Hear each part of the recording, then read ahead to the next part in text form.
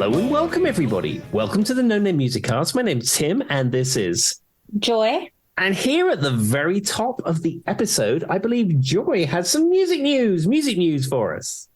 All right. So my music news is not really music news in the sense that it's anything interesting going on in the world. Like you think there's something fantastic happening in music. But Tim, I have to ask you a question. Mm-hmm. Have you seen this whole Taylor Swift dating a football player thing? Have you seen any of the headlines? Do you know what I'm talking about? Yes, I have heard about that. Now, I had not heard of the football player before, and I've actually worked out I've never heard a Taylor Swift song. Okay, so what I find funny about that, the reason I wanted to bring this up is the fact that, one, me and Tim do not know anything about sports. So Travis, whatever his name is, that's what I'm going to call him. It starts with a K. I know that. Just Travis is good. Just call him Travis. Travis. So I find it very funny you say that because I was curious to know, with Tim being 107 years old, if these news articles had broke Tim's Facebook, what's it called now? X? Whatever those social media feeds are. And apparently it has, because what's funny is I keep seeing these videos where they're like, people are like, I don't know anything about this Travis guy, but why is he in the middle of a Taylor Swift concert?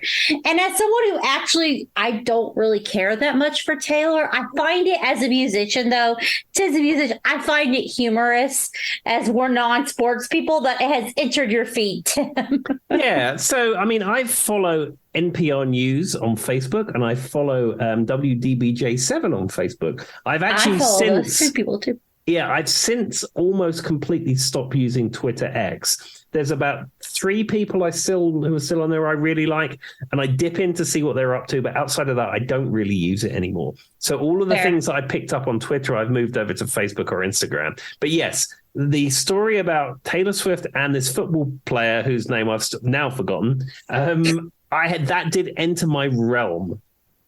Well, there we go, guys. If it enters the age of someone who's also 27 and 107, Taylor can do anything really at this point. Like she's taken over the world, Tim. But the thing is why is it a story? Because surely doesn't she stand up on her own as a songwriter and a musician and as an icon?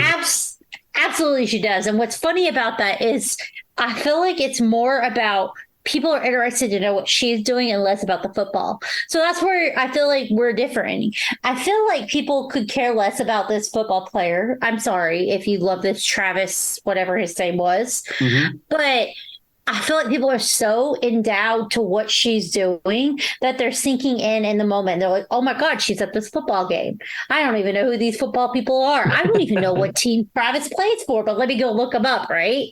And so it's so interesting to me that she has that ability to bring people to her, even when she's sitting in the random whatever football team Travis plays for. Because I really don't know the answer. I have no clue.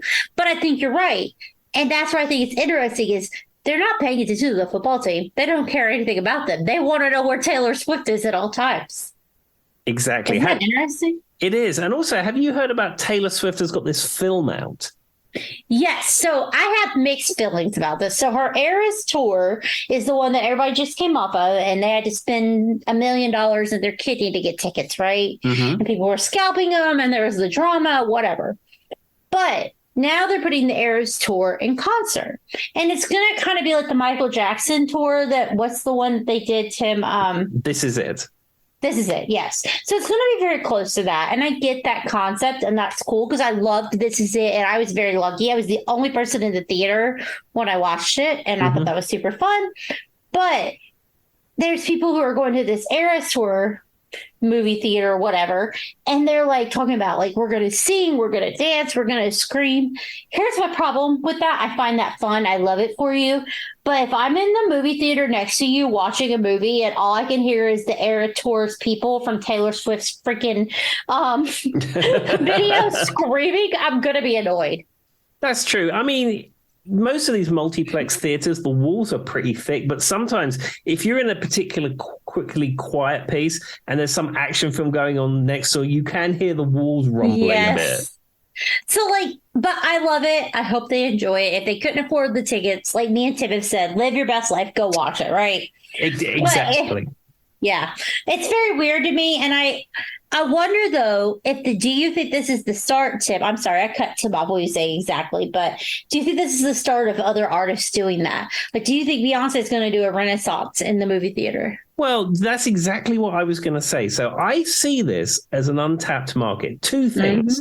One, live streaming concerts as they happen. Now, Metallica did that on their most recent tour, but there wasn't any theaters around here that was covering the live stream. So because all of these huge stadium shows have a video crew there, it's very easy to stream out of that. So I'm surprised it's not a thing in theaters, which are flagging. You know, the industry of cinemas is not what it used to be. But, you know, these concerts are huge. So I think firstly, there's a market for live streaming concerts because, you know, you could sell the merchandise in the theater and all this kind of stuff. So I think that's one thing. And secondly, exactly what Taylor Swift has done, where you have the official concert video. And again, you put that in theaters. I mean, I've seen 2 Queen concerts or 3 Queen concerts, I think, in the movie theater. Also, Dave Gilmour did one from Pompeii. Again, it wasn't live, but it was filmed. And I saw that in a movie theater too. And I think this is an untapped market. I can agree with you on that. I think it'll be interesting to see. I just use Beyonce as an example because I feel like her concert's getting about as much attention right now as Taylor Swift's.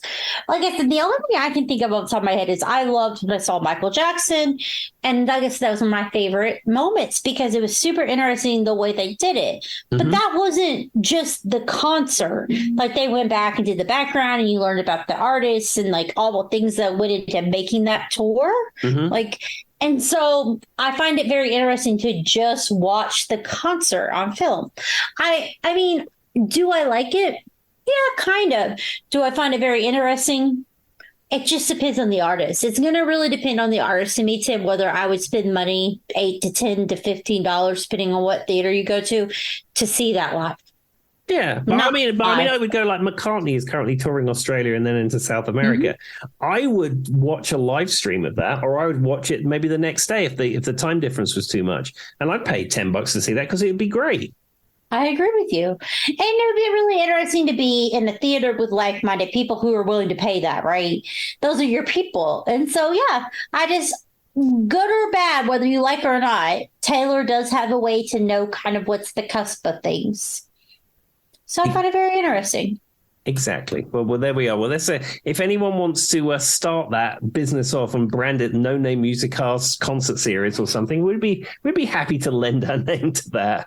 We're only going to ask like 15%. That's all we ask, really. Well, you know, it's negotiable. Maybe 11. We'll see how it goes. Joy works in HR. She can run a contract. She's done it before. There you go. Anyway, Tim. Well, I have a couple of things for you. So as I mentioned a few episodes ago, the Sammy Hagar years of Van Halen have been reissued in a box set, both on CD and on record. And as I may have said, I got that box set for my birthday. It was issued on October the 6th, and my birthday's on October the 4th. So they came. The record set had been dropped, and all of the inner sleeves were torn. So I sent it back to Amazon, and they sent me another replacement set, which was almost perfect. One of the sleeves had a slight tear in it, and looking on the internet, other people have said there have been inner sleeve tears. So I was very lucky with what I got. So that's fine. But the interesting thing is this box set was marketed as being remastered by some remastering engineer of note. And for those who don't know, what remastering means is that you take an existing recording, you don't remix it, you don't change the balance of the instruments, you don't add effects or anything like that. You take the final product and then you apply EQ, compression, and some other kind of limiting, depending on how you do it, to the final product. So you take something that maybe sounds a little bit too cold and you could add some bass. And if it sounds a little bit too quiet, you can make it louder or vice versa. And you can apply compression to even things out. So people had a lot of high hopes for these remasters because the Sammy Hagar years of Van Halen have been ignored for so long. So I've got both the record set and the CD set, as I said. And maybe it sounds a little bit better, maybe 5%. But I don't know. I've listened hard in headphones and compared it to the old original recordings. And it's, you know, there's nothing that you couldn't recreate by just adjusting the bass and treble controls on your stereo. So do you feel like it was a money grab? I think it's a money grab to some degree. Well, I mean, it isn't, because some of the Sammy Hagar era Van Halen albums have never been on record. Well, they have been on record, but they're super, super rare. So the fact you can get For Unlawful Carnal Knowledge and Balance on record in a box set that costs $100 is remarkable compared to what they were selling for originally. So to have that product is nice. And they sound good. They don't sound bad. But I don't know, especially with 5150 and especially OU812, people had a lot more, I don't know, they expected a lot more from it, especially on the bass, because both of those albums are very low on the bass. You don't really hear Michael Anthony a great deal. So, high expectations, and then the box set came and people were like, well, is that it? I mean, it doesn't sound like you got ripped off, so I'd say it's a win. Yeah, I'm very happy that I have them. I would have bought them even if they weren't remastered, just to have those sets. Because I said, I love that era of Van Halen, and I just don't have that stuff. So the fact that it's available is really good to have. But yeah, there's 101 YouTube videos of, my reaction to the Van Halen vinyl box set. Tim's like, meh. Yeah. That's my reaction. Yeah, Humans Being sounds really good on vinyl, but outside of that, it's kind of meh. All right, fair enough. All right, what else do you have for the people? All right, I have one other thing. So it was recommended to me to listen to the new Kylie Minogue album, and it's called Tension. Oh, I wasn't expecting that. Yeah, Tension it's called. So I decided to listen to it today. And I am a fan of early Kylie Minogue. Like, I Should Be So Lucky, Locomotion, that kind of stuff. And even stuff like Spinning Around and I Can't Get You Out of My Head and all that kind of stuff. Very well-written, performed pop songs. And, Kylie is an icon. And I don't know what I was expecting going in, but I listened to the whole album today, and there's a couple of things that struck me. One is, again, it's music of the era. It's probably what every other pop artist is doing. I don't think it's anything particularly groundbreaking, but the sound that it's being made probably is representative of another pop act or other pop acts in this era. The songs are catchy enough, there's some things that you pick up on. But the thing that struck out the most, when I'm assuming this is a thing across a lot of artists, but every single track, her vocals have got some kind of weird effect on it, whether it's a vocoder, whether it's auto-tune, whether it's phasing or flanging, or when did that become a thing? I swear it's happened in the last 5 to 6 years. And it's almost like, I have a theory, Tim, and hate me, love me, whatever. I don't care. Internet, come for me. It's whatever at this point. But it's almost like they've taken vocal fry and put it into music. Yeah, it's not so much vocal fry. It's just like studio effects. Yes, but I feel like it's the music version of vocal fry. So, like, we have the Kardashians where they sound like, at the end of every sound, right? That vocal fry sound. It's because we hear in even just like TV shows now, almost like that is not their natural voice, Tim. No one naturally speaks a vocal fry. No one does. Like, I do not speak like this at all times, right? Like, it's just not my voice. I feel like we've become a society where we hear almost like vocal effects, whether it's from a computer or if it's from our voice naturally. Like, nobody hears each other organically anymore. It's a very interesting thing. And with artists, I agree with you. It's the same thing with singing. And like everything I hear is so, I don't want to be that person who's like everything's so processed, because I don't believe that. And I think there's a time and a place for vocal, even when you're performing live, Tim. I'm not against backup vocals being, you know what I mean? I'm not against people using computers and like doing what they need to do to make the sound good, right? Because vocals are live hard, but there is something very interesting about that. And I feel like Kylie Minogue is one of those people that her music is kind of pop music, right? It's easily acceptable to what you're talking about. Yeah, and I mean, Kylie Minogue, she's not a bad singer. She's not Aretha Franklin by any stretch of the imagination, but she's a more than capable singer who's sustained a pop career. But and, who is? Yeah, and I don't know. It just some of the tracks don't even sound like her. But look at Madonna. Madonna's done it in the last 5 years too. Yeah, it's just something. I don't know, when did that become a thing? I feel like it's in the last 5 to 6 years, and that's probably more like 10 years because I'm just speaking at the top of my head. But even like Madonna's done it, the last few albums she's done, and she's got a great voice, but it's not like it's like these people who are pop artists, but they're not quite like you said, Aretha Franklin or Whitney Houston or any of that nature. They've got good voices. They can carry a tune, which is the general public, right? Mm-hmm. And they want to make them into something they're not. And I swear to you, it's because we're so used to hearing over-processed voices all the time in society. It's a theory, Tim. Yeah, but you look at early 2000s, Kylie. I said, can't get you out of my head spinning around. I mean, it sounds like her singing it. And that's my favorite. That's my favorite song by Kylie Minogue. I love her.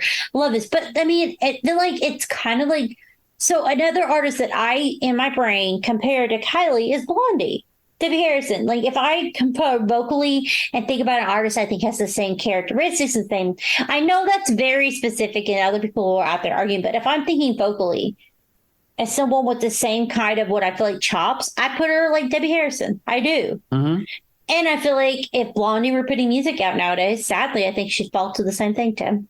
Yeah, and maybe it's just a statement of the times of what's expected in popular music, but I don't know. I haven't really heard any other contemporary pop albums. Probably the last one I listened to was a Katy Perry album, but I was just listening to it. I was just very surprised to be hearing that.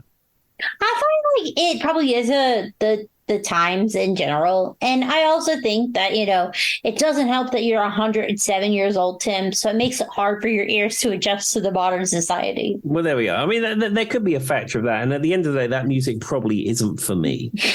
Fair enough. I do have one other thing, Tim. We forgot something. If you're done. Yeah, I'm done. We forgot about Wolfgang Van Halen. He got married. Yes, absolutely. Congratulations, Wolfgang. He's been seeing that lady for a long time, and they decided to tie the knot. So we wish them well.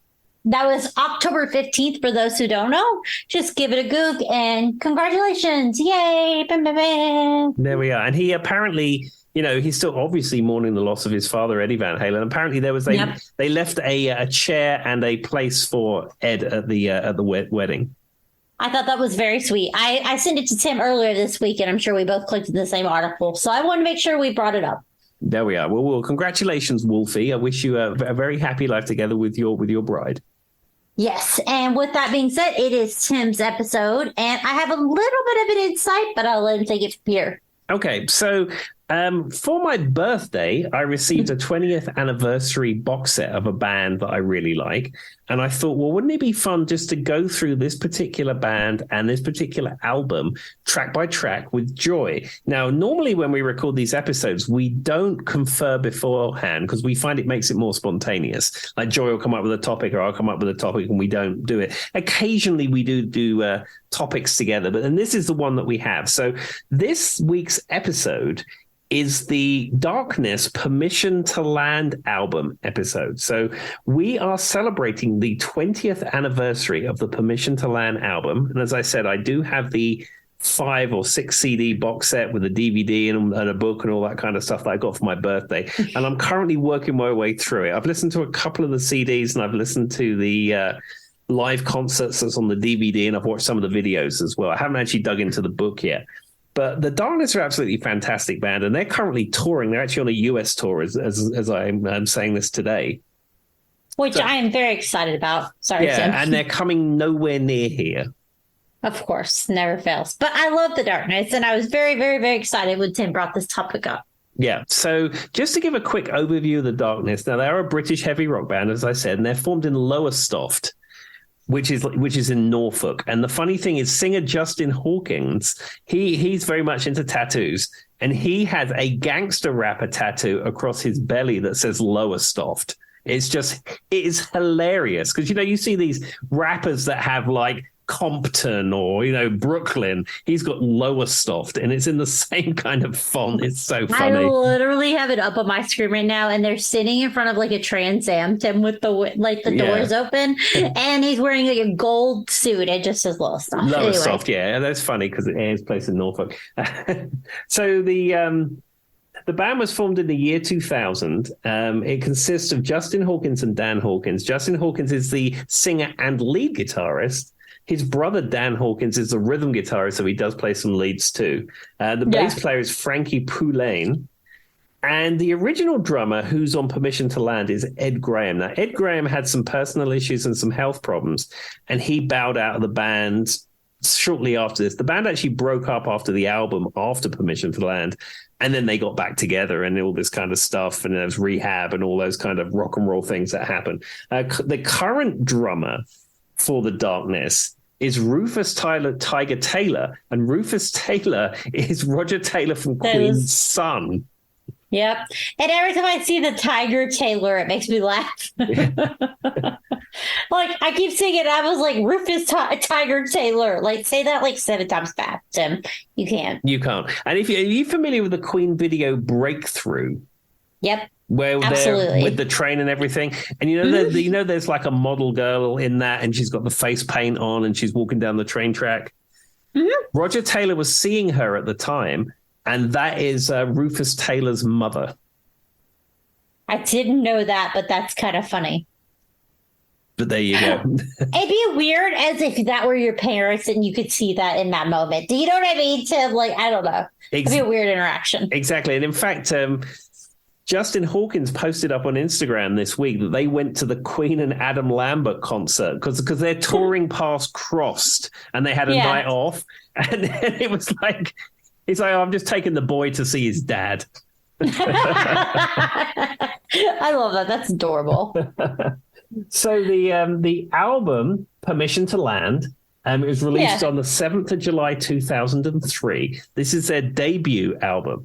And as with a lot of great bands' debut albums, all the best tracks really are on this. And the reason being, much like Frequency with our album, Swimming with the Big Fish, what you do is you have your band and then you gig it and you gig it and you gig it and you refine the songs and you see what works and you drop the ones that don't and you see which ones the audience responds to. And then you tune all of that and you in the end up with about 10 or 12 songs. And that is the best they've ever been ever. And then you bring a producer into the mix who tightens them up even more. And then that's what you get. And that's why Permissions to Land is so good. I mean, and when I think of The Darkness, and this may be for whatever the people out there who love The Darkness, don't love The Darkness, have no clue what we're talking about. There's 2 things that come very specifically to mind. And this is why I was so excited, is aliens. When I think of The Darkness, I think of aliens. And so Permission to Land is why I think of that. So Permission to Land, for those who don't know, if you've never seen the album cover, we're going to leave it very vague, but there's a woman and she's holding paddles and she's trying to land something. So anyway, with that being said, but I think of all the songs that are involved with aliens, Permission to Land. But the other thing I think of is I have a very specific memory tip. Like and all the bands I've ever known, loved, whatever, there's one specific memory of The Darkness that stands out. So there was this kid in my French class. I think I was probably I don't know what the equivalent in the UK is, but 8th grade, which means I was like 13 or 14, right? Years old in America.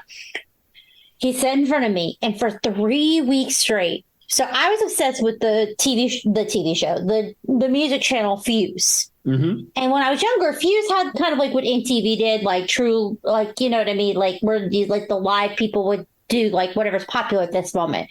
And that was in the height of The Darkness becoming popular. And so he must have been obsessed with Fuse too, because every day, Tim, he would sit in front of me and the thing would read, and we'd be trying to do our work. We'd be doing our French. And we'd be like, under whatever her French was at that moment.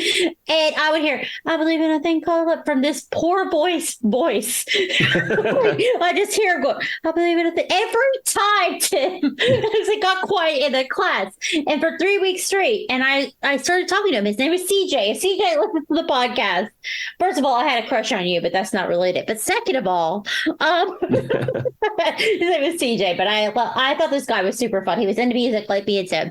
And I remember him doing this, and I was like, "Are you watching Fuse? Like, The Darkness is about Fuse." And then he went into this whole tangent, Tim, about how Permission to Land was his favorite album at that moment. I had to hear about Black Shuck. Oh, we love but for some reason, I still every time I think of them, I just think of that moment. It's a very specific thing that no one besides me cares or loves about the darkness, but it rings true. Well, there we are. And I also have a memory of listening to Permission to Land in my silver Skoda car with friends in the back headbanging to one of the songs. I mean, I will say, of all the modern day artists that came out from 2000, The Darkness is a song that I know. Like, The Darkness is a band that I know I've headbanged to that didn't come out in 1987. There we are. Fantastic. Well, the other thing about The Darkness is that they're very much in the tradition of bands like Thin Lizzy, where they're like a twin guitar band doing all the twin lead type stuff. And Dan Hawkins, in fact, always wears a Thin Lizzy t-shirt. Sure, in fact, he does. And he now has super fancy ones that are glittery and stuff like that. I mean, as you would. That's the thing, though, is yes, they put on an air like what we imagine when we think of a 70s band, but the music is so good, Tim. It's just so good. It's fantastic. Now, I take it you've never seen The Darkness. I haven't. I would pay good money to go see them, though. If, like, you gave me the tickets right now, I'd go. Yeah, I have not seen The Darkness. I have seen Justin Hawkins. So at Wembley Arena, I saw Spinal Tap, which are a parody band from a film from the 80s. It's an iconic 80s film, and they actually became a real band and later toured, and they played at Wembley. So we went to see them. Yeah. And they do a song called Big Bottoms, where it's got ridiculous lyrics and everyone in the band plays bass. You mean that song my husband makes me listen to? Yes, Tim, I'm very familiar. Yeah. And when they played at Live 8 or Live, one of these sort of charity fun, Climate something, they had various people on stage come on and play bass with them. And it was all the people who were playing bass on the day. And I think even like Metallica was playing bass with them and stuff. But anyhow, when I saw them at Wembley, they had a similar amount of people come on the stage playing bass. Some of the people I'd heard of, some of them I hadn't. But guess who comes on? It's Justin Hawkins. And he comes on playing a bass, which is called the Bass Shuttle, which is a bass guitar in the shape of a space shuttle. Of course. What did I just say? When I think of The Darkness, I think of space. There we are. So no, I've not seen them. I would really like to see them. And if they ever heard good things about them. Yeah, and if they come back to the US and play anywhere near here, I will definitely go and see them. So if they're listening, Tim and me are making a plea. Well, I just wanted to talk about how well this album did on the various album charts. So in the UK, it went to number 1. In the US, it went to number 36. In Australia, it went to number 17, and New Zealand, it went to number 5. Sweden, it went to number 8. And in France, it went to a paltry number 62. Random. I do find it interesting, though, because I can imagine, I will say, there's about 4 songs I remember being very popular in America on this album, Tim. Mm-hmm. Probably the ones that you know were hits, but like I can imagine they were much more popular in the UK. In America, you kind of had to seek them out. Yeah, because I remember when this album came out, and I have a copy here. Actually, I have 2 copies in the house, but the copy that I had way back then was a burned copy, which came from my friend Al McWilliam, who is sadly no longer with us. But he was way into this before anyone when it got released. And he made me a copy. Or I think he lent me the CD and then I burned a copy of it. And I really, really enjoyed it. And then at the time, I only knew Hannah from, emails and stuff like that. I think I actually met her at that point. On the interwebs. Yeah, on the old interwebs. So I made her a copy and I sent it to her and she loved it. She said she used to listen to it in her car and stuff like that. But again, this was not anything that was super popular in the US at the time. Yeah, not by any stretch. I only knew it because I was obsessed with Fuse. And for those who don't know, Fuse did kind of like a what was that? Total Request Live? TRL. Yeah. They did so when I would come home from school, if you were into emo, kind of scene kid, maybe more rock music, Tim, it was that version, but for those kids. So I remember Good Charlotte, The Used, AFI, Silver and Coal played nonstop on this from AFI, if you're familiar with that band, things like that. Mm-hmm. And The Darkness got their hit from, I Believe It If They Call Up. It's going to come up later. I'm not going to go too much into it. I want me and Tim to talk about it organically when the song comes up. Mm-hmm. But that was like their hit in America. And good or bad, it was. And this was probably the only album a lot of people know from them, Permission to Land. And it was just like it was just a punch to the face because it sounded like nothing else that was playing. Everything else was kind of pop punk music, right, Tim? Like the U's, Good Charlotte, Simple Plan, whatever you would have heard on Views. And I remember the first time I heard it, I was like, what is this? And why is that guy in a spaceship? And why is he wearing a jumpsuit from the 1970s? And his falsettos just hit so hard. And I find it and it's like as quickly as they rose to fame, they dropped off the universe. But there was a cult following, regardless of what country you were in. I probably followed into that because I loved them. People who saw them live and said live is even better. Yeah. Yeah, they came onto the scene and they burned out very quickly. They had a follow-up album, One Way Ticket to Hell and Back, which was not very well received. Justin Hawkins had some substance abuse problems, and then the band sort of imploded upon itself. And then they went out under a different name, and then that disbanded. And then a number of years passed, and they all got back together. And then the Darkness is back as they should be. Hell is rock music time. Exactly. Well, I tell you what, let's actually get on to talking about the album. So the album itself, where can I bring it up? There we go. The album itself has 10 tracks. The version that is on Spotify has 11 tracks, because that is a bonus track that was on the Japanese release. There is also some international versions of this album, which has their Christmas song, Christmas Time, Don't Let the Bells End. Which I did listen to, Tim. Yeah, which is basically Justin Hawkins wanted to get a dick joke into the Christmas charts. I mean, he's not wrong. Yeah. But anyway, moving along.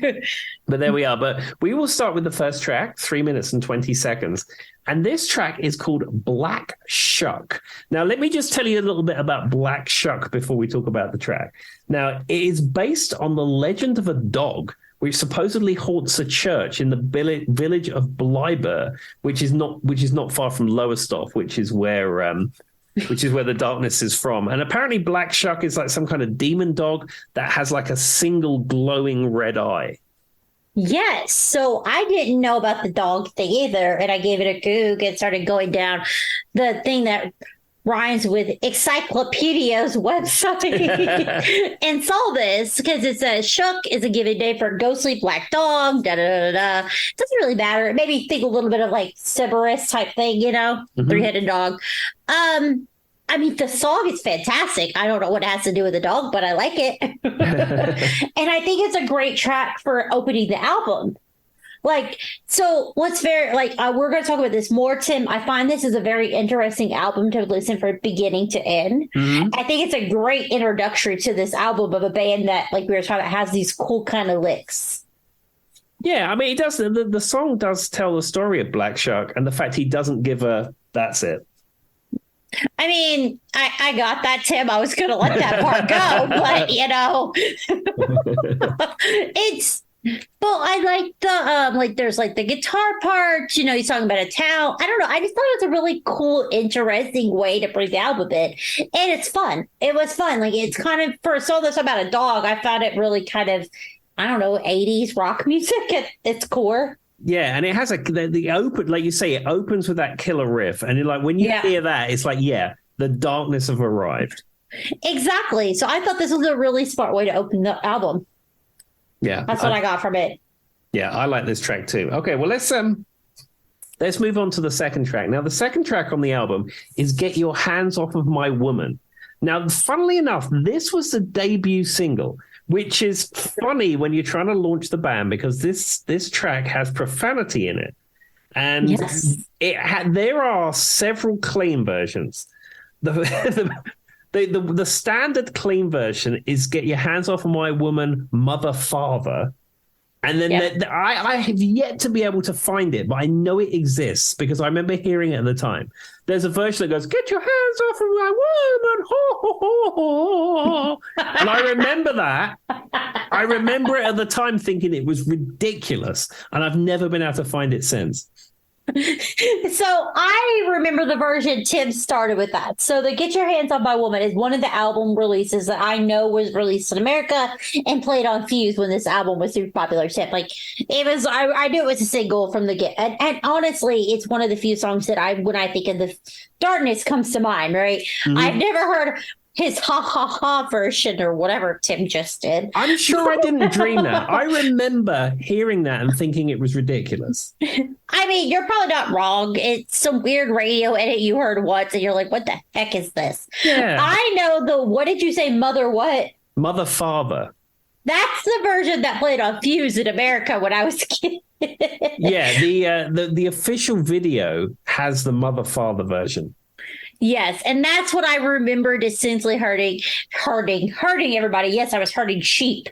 No, remember hearing. And I find it very funny that this song sticks out to me because his falsetto, his falsetto is what makes him, right? Like as a singer in the 70s kind of vibe he's going for. So that Get Your Hands Off My Woman is so perfect.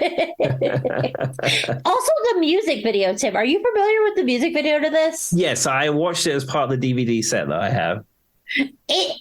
All their music videos are interesting, but this is one that stuck out to me the most. Like, because he's wearing that, like, so he looks like Beetlejuice to begin with. And then it's like he's like running into almost like a fight, like he's gonna fight somebody. Mm-hmm. Like, Get Your Hands Off My Woman. Like, all of their music videos stick out to me. But mostly, it's probably because he's wearing this like striped outfit, but he kind of looks like, I don't know. He gives off, even in his clothing, this very 70s, like, I'm going to be the lead singer of the Rolling Stones vibe. And this video is iconic to that. He looks like 70s era Freddie Mercury in his clothes. And in him, he looks like Timothy Claypole from Rentaghost. Now, that's nothing that would mean anything to you. But anyone listening in the UK is about the same age as me would know exactly who Timothy Claypole is from Rentaghost. And that's who Justin Hawkins looks like. I mean, to me, he reminds me of what I feel like every 70s band was going for. Mm-hmm. But I don't know what this ghost thing Tim is speaking of is. I want you to give it a Google now. Timothy Claypole, Rentaghost. Timothy Claypole, Rentaghost. All right, Google fixed it for me. Hold on, images. Look at the pictures. He looks like Justin Hawkins. Wait, it's in Rentaghost. Hold on. Let me just write Timothy Rentaghost. In case I have this spelled wrong. Oh, it's with a C, not a... Okay. That's kind of creepy, Tim. Maybe, it was a kids' TV show called Rentaghost. It had Miss Popoff in it. I mean, that doesn't mean Mr. Mika. It's not creepy, Tim. With that being said, I mean, I get it, but I'm getting more Beetlejuice vibes. That might be the American. And so he's just like a Joker-looking guy. No, he's red and orange. He was one of the ghosts in Rentaghost. But why is he dressed like a Joker? I don't know. It's been a long time since I've seen it. Tim, okay. Rentaghost is a British children's television show originating from blah, blah. A ghost who worked for a firm called Rentaghost, which hired out spirits for various tasks. So they're like literally renting a ghost to do what they want on the days. Yeah, and there was a lady called Miss Popoff who used to sneeze, and when she sneezed, she disappeared. I do remember that. That's such a specific thing. I'm not gonna lie, this Timothy guy is kind of creepy, everyone. He looks like a Joker. Like he's got like a red hat and like, well, you know, like when you think of like medieval times and there's like a Joker or a pauper or whatever trying to convince the I don't know, the king, like this is funny. That's what this guy looks like, but he's kind of got creepy eyes. I wonder who played him. And if Timothy Claypole Rentaghost watches this podcast or listens to it, because you wouldn't watch it, I actually don't think you're creepy and would love to have you on next week. Moving along. Yeah, I think the gentleman who played Timothy Claypole sadly is no longer with us. Okay, so he's probably not listening. So he really is a Rentaghost now. Okay, moving along. Okay, all right. Well, let's move on to Don't cut that out, but maybe cut it out. It's fine. It's all good. So this is the next track on the album. This weighs in at 3 minutes 29, and this is "Growing on Me." Now, this was released as a single as well, and it peaked at number 11 on the UK singles chart. It also was at number 42 and number 46 in Ireland and in Australia, respectively. It was, I remember seeing it. It wasn't like one of their main hits in America, but I am familiar with the song. I feel like it's one of their shorter songs, so I don't feel like it's quite as long as some of the other music, but it definitely sticks out to me. And I remember he wears what looks kind of like this weird hat kind of jacket combo that like looks like he killed a bear before he went out to the episode or the video.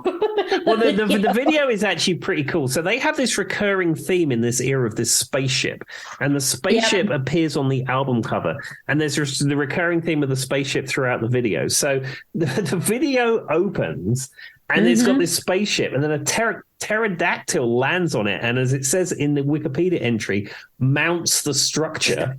So I was listening to this on like Tuesday or Wednesday. Tim told me, go back and re-listen to the album before we record. I listened to it twice, Tim. And the opening of that scene tripped me out both times because I was like, I had headphones on and I'm just typing away doing my work stuff, right? And I just hear like weird stuff that sounds like space and then like a weird animal. And I'm like, what the heck is that? And both times I went that and there's like a weird pterodactyl sitting on the spaceship flying through space. And I was like, oh yeah, that's the beginning of the album. Yeah, he's not sitting on it. He's, how can we say, reproducing with it. Okay, well, Tim, I'm trying to keep this PG around here. Moving along. So the spaceship then dispenses 4 pods, and then the pods it's like The Prisoner, the TV show The Prisoner, like the rover ball, and then they snap open, and then it's like 4 kids dressed up like the Darkness. They all then get in a helicopter. It's so cute. And then the helicopter lands at a stately home, and then it's the Darkness as adults. And then the whole rest of the video is they're around this stately home, and there's like walls of Marshall amplifiers in there. And another recurring theme in the Darkness is Justin Hawkins is often naked in the videos. Singing from a bathtub. Yes. I do remember the part where he wasn't naked, or one of them wasn't naked, and they were wearing what looks like animal clothing. But yes, he's definitely firing missiles out of a Les Paul naked from a bathtub.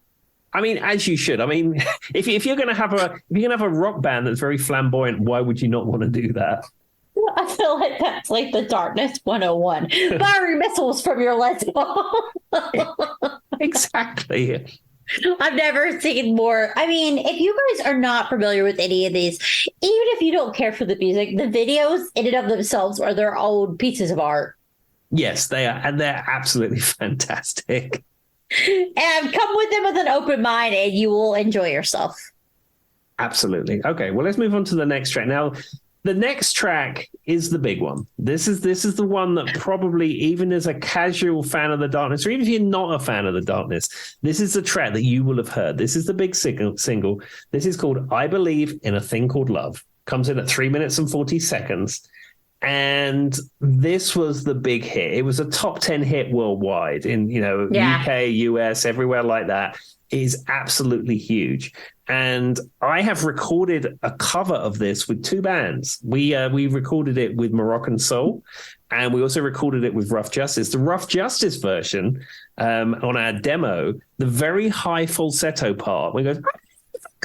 Tim's mouthing it. Yeah, he's not on the demo out. version that we did with Rough Justice, it's not Hog singing that, it's me. Such a you. I mean, I've never. That's what makes the singing though. Just like how this Scott. I mean, and you know what it is, Tim. He has this falsetto. I don't want to say it's like the best falsetto you've ever heard, but it is the best. Like when you think of like 70s, 60s kind of rock falsetto, he does it so well. I don't know how to explain it. Like for someone who came out in 2000, it literally sounds like you're listening to someone from the 60s sing those falsetto. I don't know how to explain it. Yeah. It's perfect. Yeah. And like you say, at the time, it was so unique sounding compared to a lot of what rock music was sounding like in the early 2000s. And then you've got the Darkness coming out and doing this. I mean, I don't want to compare them to like Led Zeppelin or something, but it's the only thing I can think of off the top of my head. It's the oh, touching you. That sound is so. Please don't come for me, internet. I know that it's not exactly right, and I am not Justin Hawkins, and I'm not recording this. But with that being said, whatever those notes are, I'd have to look at it on a like an actual grandstand to tell you he's just so good at it because, and it's interesting because I find falsettos very interesting because I don't know if you've ever thought of this, Tim, or if you know a lot about this, but they talk about when you're writing like a book, you have to know the rules to break the rules, right? Like you have to know the rules of grammar to be able to break them to like put in like a Southern accent or maybe like a accent in the UK that's very strong or whatever, like a Cockney accent. And so it's almost like you have to know the rules of music. You have to know how a falsetto sounds. You have to know what your head voice is to do that so well. And still hit all those notes. Do you know what I'm saying? The, oh, touching you. Like that sound. There's very few people who can do it well. I can't. Don't judge me, internet. I don't think I can. But I'm just saying, to be able to do that, you have to be good at it. It's very interesting the way that works, right, Tim? Yeah. It's not technically correct, but it's so good to the ear. Yeah, and I said Justin Hawkins really is the master of that vibrato sound and that falsetto sound. You know, he if you want that, you go to Justin Hawkins. Also, if you have never had a bad day and put on this song and not sang that to yourself, we're probably not friends. Because, like, I've never felt a song that I can put on with all my friends, regardless of who they are, age, gender, whatever, Tim.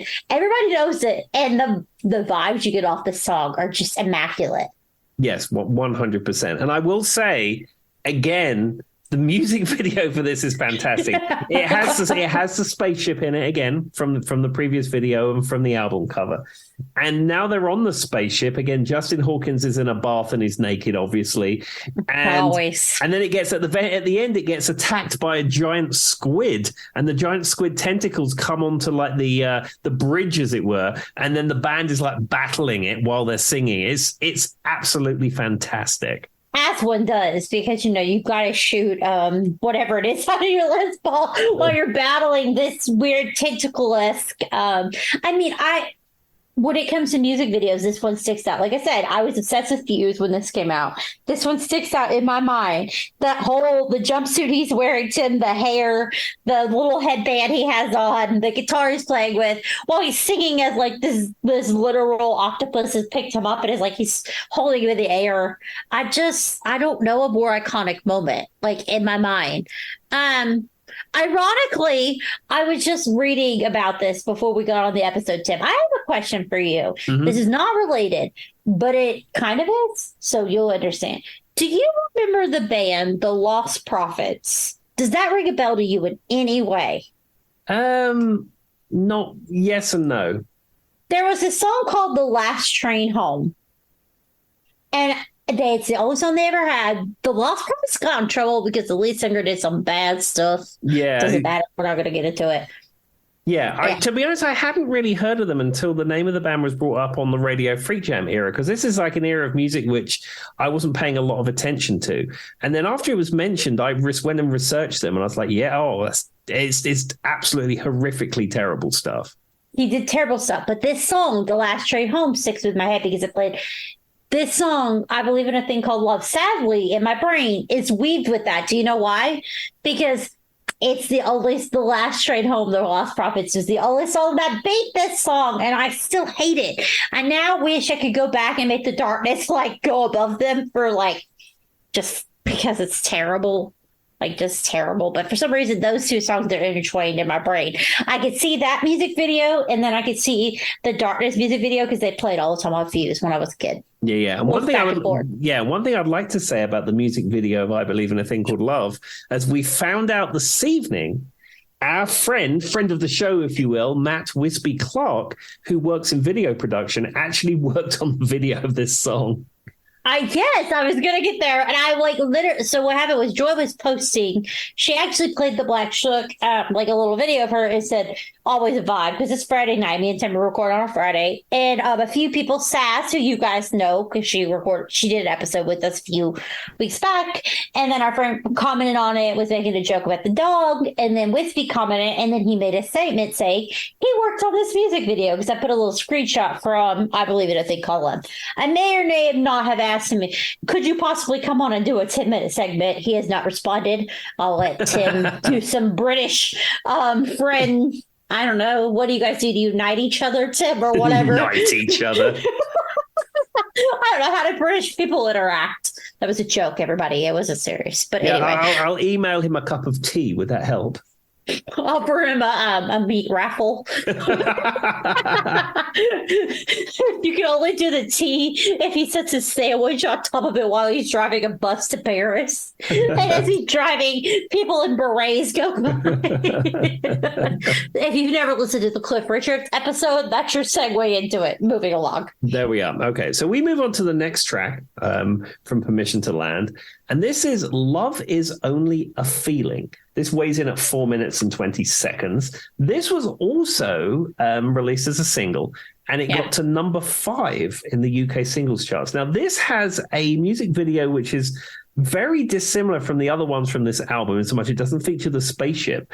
And they're just in this very beautiful scenic area, and they're like on mountaintops and stuff like that. And when I looked into it, they're actually in the Blue Mountains of Australia, which is not that far from Sydney. And it's on a flat rock mesa, which is now called Lincoln's Rock in Wentworth Falls, if you know where that is. So, ironically, you said this, and I did a little bit. So, when I think of The Darkness, this is also a music video that sticks out to me because it was a single, I think, in America. And it was popular on our charts, probably not as high as the UK, but I remember seeing it. And you're right. It's like, a panoramic version of them singing on top of a mountaintop type thing, rocks, everything. So I also did the research. I thought it was very interesting they were in Australia. I don't know what I thought they were. But when I was talking to Charlie, my husband, for those who don't know, Charlie's a big Darkness fan. He loves this kind of, I don't know, glam rock, Tim, is what I would call it. Probably like a glam rock thing. That's very up Charlie's alley. This is a song that he loves. Like, he absolutely loves this song. We've watched this music video many times. And so we listened to it right before I got on the episode. And I would say if I had to pick one song outside of I Believe in a Thing Called Love, this is probably my favorite. And the comment section, Tim, was gold. So because it's like love is only a feeling, all the comments were making fun of it because the I Believe in a Thing Called Love was right before this. So the comments on YouTube were like, really, is love only a feeling? Because I think you were just telling us how much you believe in it. Like gold. If you haven't read it, the comment section's amazing. I don't know if you saw it, Tim, but it made me laugh. Well, most of the time when I watch YouTube videos is on the TV downstairs, and it has the YouTube app on the TV because it's a Roku TV, so you don't see the comments. I have a Roku TV, but we have a Google Chromecast, set up on it too. So I connect and then I can see on my phone. And if you go read them, they're gold. It's just people making fun of really, is love really only a feeling? It's just like 5 minutes ago you were saying how much you believed in it. It's just funny. But I will say I find this song to be one of my favorites. Yeah, it's a good song, and it's a little bit more ballady than the rest of the sort of hard rock stuff on this album. I would agree with you to a point, and we're going to get into it, but I feel like the end of the album, like the last 2 to 3 songs are probably a little bit more ballady. This one has that ballad feel, but it still feels like a rock song. Yeah, I get you, because when it gets into the choruses, yes, you're right, but it does feature acoustic guitar. Oh, well, that's the rule, everyone. I didn't know that, but that sounds right. Is that the rule, Tim? Is that how we define a ballad versus a rock song? Like, they are rock songs, but like a hard rock song versus a ballad, is it the guitar? I think it is, but then again, a lot of heavy rock songs have acoustic guitars doubling electric guitars to make it sound really big and fat in the mix. I mean, you make a valid point, but that's doubling. That's true, but yeah, like the verses on this has got just like Dan Hawkins playing acoustic guitar. But see, I like that because I like whenever I like the just fixation of that, like almost like where they break it down for a minute and then it picks up again, and then they break it down and then it picks up. That's what I like about the song, and that's why I like the music video, because the music video is so like less of them like on spaceship and an octopus is attacking them and like all kinds of crazy stuff, right? It's kind of like a stripped down, like where they're sitting on the rocks and they're talking and they're singing. And then like I like that. That's what I like about this, is how it strips back, but then they have those hard rock moments, and then it strips back and then they have those hard rock moments. Yeah, no, it's a great track. I agree with you. This is a good track. People are gonna be like, Joy really likes the song. She advocated for it pretty hard. I do like the song. This is probably my favorite. Well, there we are. So the next track that we have is called Given Up. Now, I have a distinct memory of this song. So when I used to work in Acton, I think it was, I used to drive home down the A4, and I used to listen to, I think it was Ken Bruce who did Drive Time on Radio 2. And this was around this era, early 2000s. And I was driving home and they said, oh, and after the break, we're going to play a song from the darkness.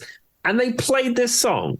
Now, this is not a radio-friendly song at all. No. Not even in the slightest. and then the song played all the way through. And then as a DJ, I think it was Ken Bruce, said, and that's, Giving Up by The Darkness. Next song.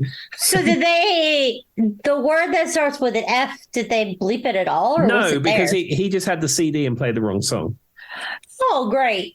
And he lost his job. No, I mean, it was just an accident. I know, but that's what he was thinking. The UK doesn't get in a tizzy like the US did about the halftime performance. It was just like, don't do that again.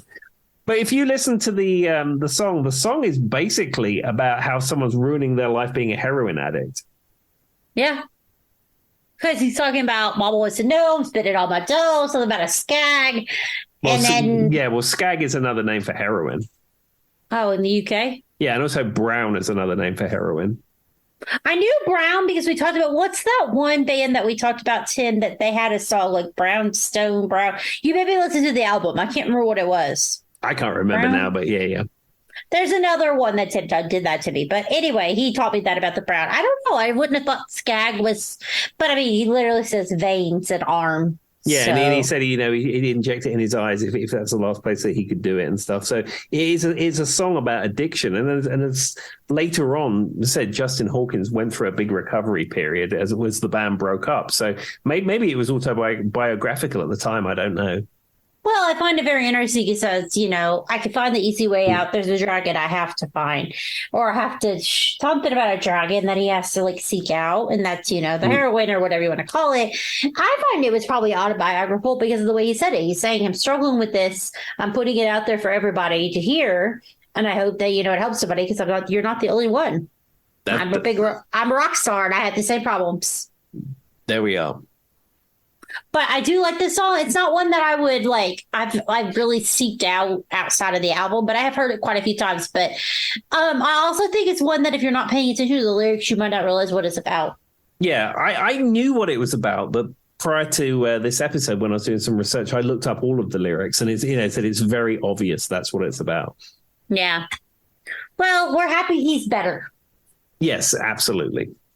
And hopefully the song, I do like when artists sing about stuff like this, whether good or bad, if it's very straight in your face. It's nice to see that regardless of money or fame or whatever, substance abuse problems happen to everybody. Absolutely, 100%. And it's a hard way to the top if you want to rock and roll. So I understand. Okay, well, let's move on to the next track. Track 7, weighing in at 3 minutes and 17 seconds. This is Stuck in a Rut. Which I loved.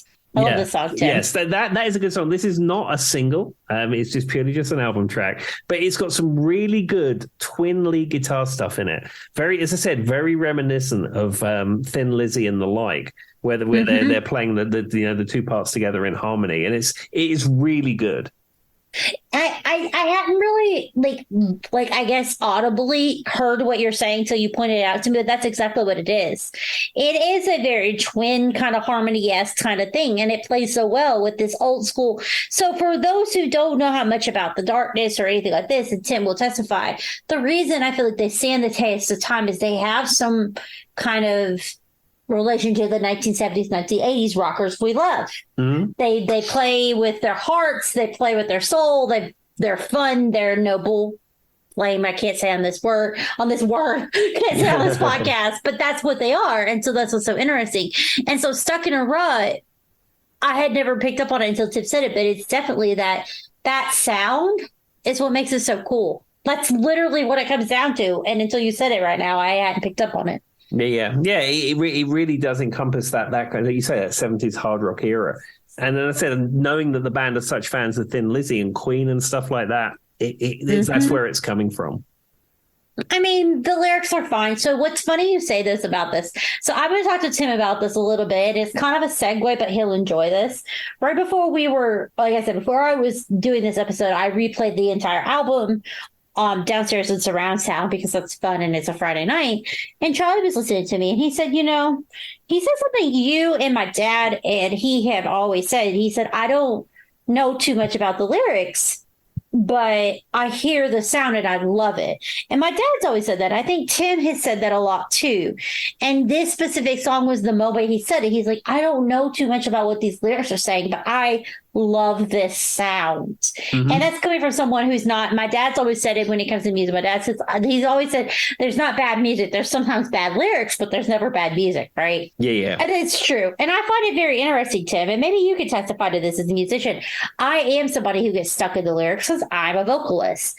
But for people who aren't, I forget you guys. So Charlie, I just thought it's really interesting. Charlie said that to me about this song before we started. And then you put it out, that sound. Yeah, I don't normally listen to the lyrics, but sometimes if the lyrics are horrific, it's sometimes hard to listen to the song. I can agree with you on that. Like if they're absolutely terrible, but I do get stuck in learning the lyrics. So I find it funny you say that because Tim is like, you could pay him. I like Tim, this is play me like 2 seconds and generally I can guess the song, right? Mm-hmm. But I feel like that's even more true of you when it's like a guitar riff, piano riff, whatever. Whereas me, if you give me the lyrics to any song off the top of my head, I'm going to know it. Like I can tell you the lyric. And so, which is funny, Charlie said this, and he specifically pointed it out when we were listening to this. And I feel like it's because you pointed out the double guitar. Yeah. I feel like that's what it was. Anyway, so that's like a real tangent that had nothing to do with it either, but I find it very interesting. There we are. All right. Well, let's move on to the next track. And this is track 8. Weighing in at 2 minutes and 56 seconds. All these songs are pretty short on the whole. They get in and they get out and they get it done. And this is the song Friday Night. Now, they actually made a music video for Friday Night, and it's on the DVD set that I have in the 20th anniversary box set. And this song is kind of a retrospective song about their youth or Justin's youth or whatever. And it does sort of speak to the sort of things that happened when you was a kid, where Friday night you're doing this and Thursday night you're doing that and Tuesday night you're doing that. And it's an interesting sort of throwback to how it was when you was a child. All right, Tim, this is where I'm going to say I feel like the album jumped the shark. Do you think so? Yeah, this is the last Friday Night, and then the 2 songs we're going to speak of this after. It's where I feel like, in my opinion, the album jumped the shark. I don't know why they lost me here. Maybe you can explain it, Tim, but for some reason, and I love them. Don't get me wrong, I'll listen to all these songs, but for some reason, it's like the album took a turn when Friday Night came out. Again, this has got some stellar twin guitar stuff on it, and I do like that. I mean, it does, but for some reason, it's like this is the predecessor to the next 2 songs we're going to speak of that I'm like alluding to, that Tim can go ahead and tell everybody. It doesn't really matter, but I feel like it slows down and loses the retro aspect to it from here. Yeah, I think they were probably wanting to get this out as a single, I assume. And I said it wasn't released as a single. The video itself was at the time unreleased, and it's been on YouTube and it's turned up on this box set. But this one was not released as a single. And I don't want everybody to think that this is me like dogging them or anything. It's just interesting to me because the album has a very interesting feel up to this point, and then it feels like it shifts. Mm-hmm. And I don't know what the shift is and why, but it just changes. There's like it's like a roller coaster going, and then right here is where it falls off. For me personally. Yeah. Well, that's fair enough. I mean, I said I like the track, but it, like you say, it's stylistically different to everything else that's on the album. And maybe it's because I just got tired of doing the same thing over and over again. This is where they changed. I don't know, but this is where it does. And so. But if you like albums from beginning to ending, ending, everybody, yes. Beginning to ending, beginning to end. I think that this is a really interesting to listen to because you have like almost like a roller coaster. It's like, I believe in a thing called love. Like, it's like almost like when you're reaching your cusp. And then here is where it's like you kind of hit like I don't want to say a lull, but you go down and then you hop back up. Yeah. It's very interesting to hear if you like to hear albums from beginning to end. Absolutely. Okay, well, let's move on to the next track. Now, this is the longest track on the album, 5 minutes, 56 seconds, almost 6 minutes long. And this is Love on the Rocks with No Ice. Now, I will say, before you go into what you're probably going to say about this track, this is one of my favorite Darkness songs. And if you've ever seen any live footage of them, this is, I think they typically close the show with this. Mm-hmm. And it is such a good track. And I said, I have a very distinct memory of people being in my little silver Skoda and people being in the back seat, was going to a gig or coming back from a gig, and we're singing Love on the Rocks with No Ice. And it was an absolutely fantastic time. But I like this track. And then when this one comes on, when I play the album, this is the one that I crank up a bit because I like it so much. I feel like you think I'm going to say something that I'm not. I actually like this one. No, what I like about this one is exactly what you're saying. I do think that it's not what I associate with the Darkness, but that's not a bad thing. Artists are allowed to have, different genres, different things they do well. But I can hear this song being one that if you turn it up with your friends, you could all sing it at the top of your lungs. Because I love on the rocks. You do anything for a quiet life. You know what I mean? Over and over and on repeat at the end. Mm-hmm. But it is much longer than every other Darkness song I've ever heard. I feel like it's like a very long track. Yeah, and then live they stretch it out. In the live DVDs that's in the box set. One is from like a huge festival at Nebworth, and one of them is at the Astoria in London. And I think this is something they do all the time now, or have done through the years. When they do Love on the Rocks with No Ice, Justin Hawkins gets on the shoulders of a roadie and then goes through the crowd playing guitar. That sounds about right. That sounds like someone who wrote a song about his heroin problem. Yeah, and then there's also things I think on previous tours he used to get on like a stuffed, well, it's not a real one, but like a stuffed white tiger and then ride through the arena on that. See, I'm so glad that I am not a Darkness roadie because he would try that for me and then we'd both fall and then we'd end up breaking our faces. Like, to big credit, and I would end up damaging his guitar and it would all be very sad. Did I ever tell you about the time, Tim, I stepped on a friend's guitar? I think you remember you said you put your foot through it and you had to get it repaired or buy him a new one. Yeah. The moral of the story is if you have a very keen acoustic guitar that you don't want broken, don't leave it on the ground, Tim, at a party at 3 a.m. Yeah. So, yeah, I wouldn't leave one of my tailors laying on the floor. Especially if you knew I was around Tim, because Tim would just assume like a bat would fall out of the sky, hit me in the eye, and somehow I'd fall on his guitar. Crikey. What a weird. Why is that a bat would fall out of the sky, Joy? That's what you think. You know what? I laugh, but watch it happen, Tim. Tomorrow you're going to hear a story about a bat hit me in the eye and I'm in the ER. I just wish it out to the universe. I don't even want to think about that. I mean, valid. You make a good point. All right, last song, Tim. Let's go. Okay, so this is track 10, 4 minutes 56, and this is Holding My Own. Now, this is my least favorite track on the album, and it almost feels a little tacked on, if I'm being honest. I agree. Ending with Love on the Rocks with No Ice would be a great way to close the album up, but they probably wanted another song just to make it 10 tracks.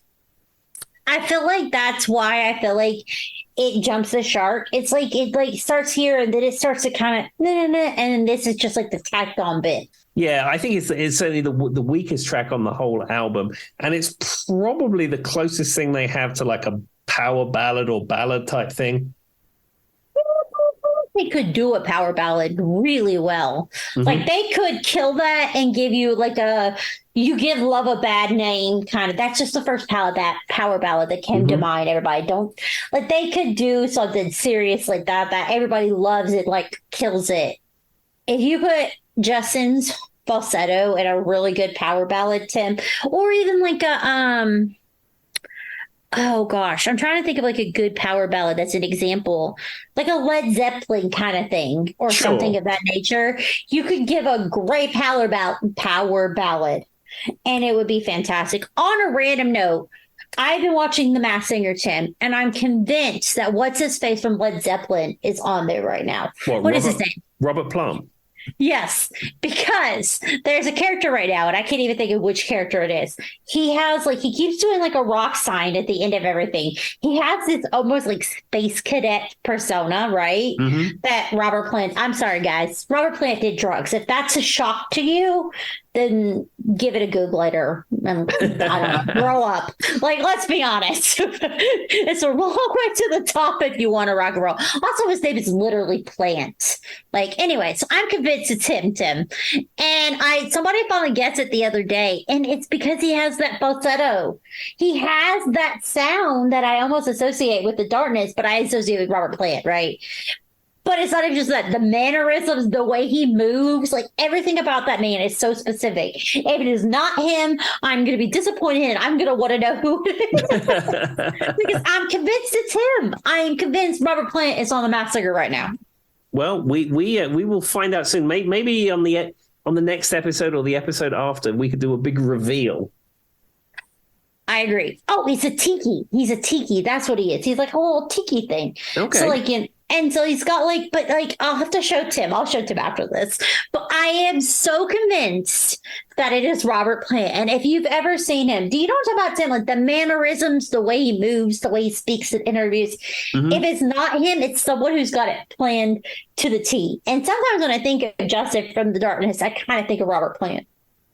Yeah, well, the other interesting thing about Justin Hawkins is that he never use a radio microphone. He always uses a microphone with a cable. You know, that some people will say, you know, guitars and mics and things sounds better if you have a cable rather than a wireless link. And I think at this point with like Shure systems, it doesn't really matter. It's at the point where technology's past that. Yeah, but his preference is to use a mic with a cable, and his thing is, he said, if a cable was good enough for Robert Plant, it's good enough for me.